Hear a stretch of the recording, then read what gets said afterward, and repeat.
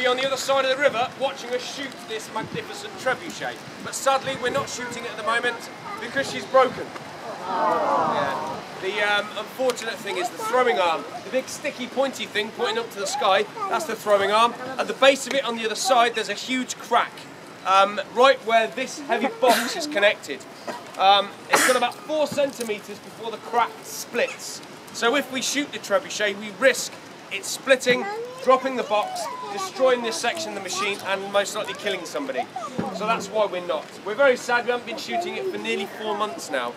So the entire summer run this year we've had no trebuchet. But the good news is we are replacing the throwing arm. However, there is no trebuchet shop for us to nip out to and grab one. It takes time to make an arm.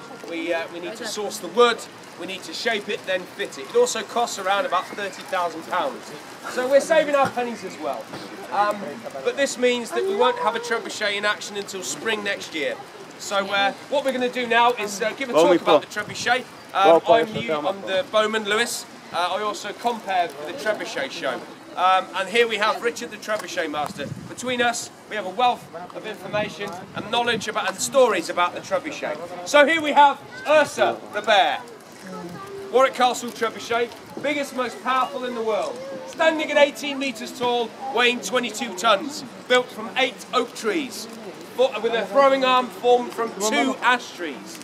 Now, not only biggest, most powerful, but also state-of-the-art in trebuchet design for the Middle Ages.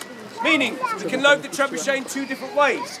First, the traditional method of loading a trebuchet. You've got to pull down that massive arm. You can't do it with soldiers.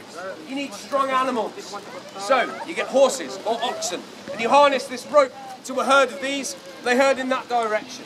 Pulling down the throwing arm, job done. The problem is, well, there's a few problems. It's a siege. You're attacking a city or a castle.